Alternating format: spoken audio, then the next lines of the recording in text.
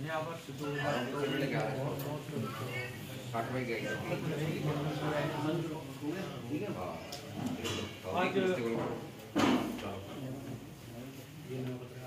ये आप लोगों से प्रेस वार्ता के रूप में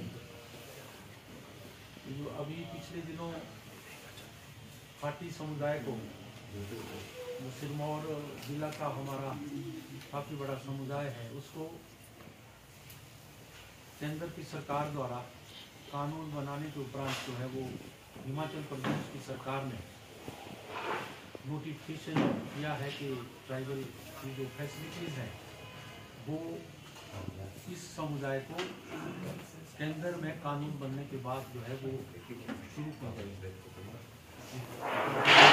समुदाय के लिए एक सुखद पहला समाचार नए वर्ष में 1 जनवरी को हिमाचल प्रदेश की सरकार ने हुआ।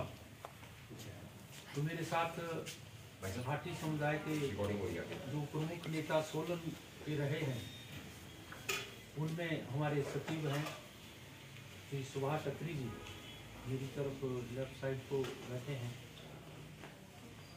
ये हमारे इस समुदाय के यहाँ पर सेक्रेटरी हैं। साथ ही मेरे राइट साइड में पदम कुलदीप जी हैं, कुलदीप जी हैं,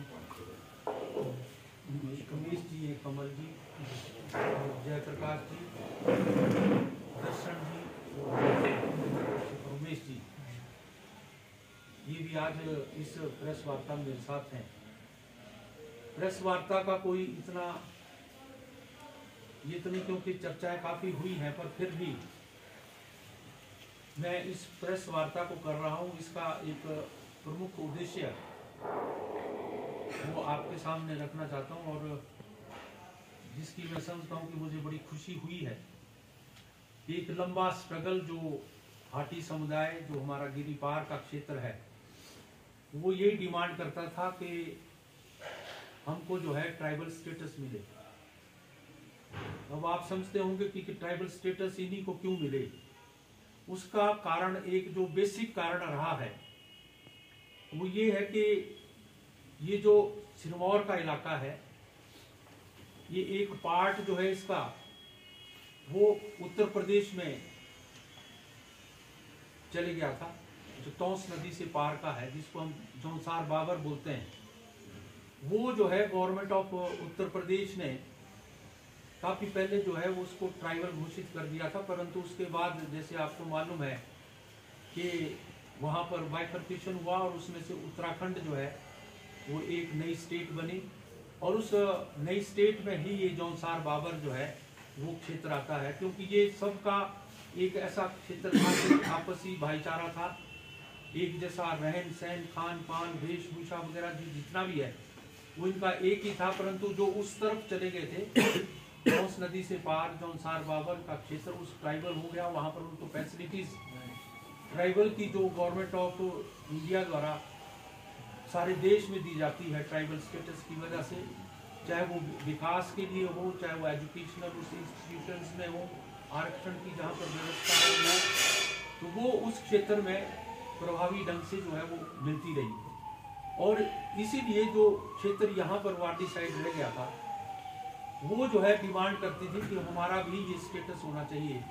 और वो बार बार डिमांड करते रहे कि ये जो गिरिपार का क्षेत्र है, इसको जो है वो ट्राइबल बनाया जाए। 1967 से लेकर कुछ लोग जो है वो इकट्ठे हुए, उन्होंने कहा कि इसका हम जो है वो सरकार से मांग करेंगे। वो 67 से लेकर ये जो है वो चलता रहा।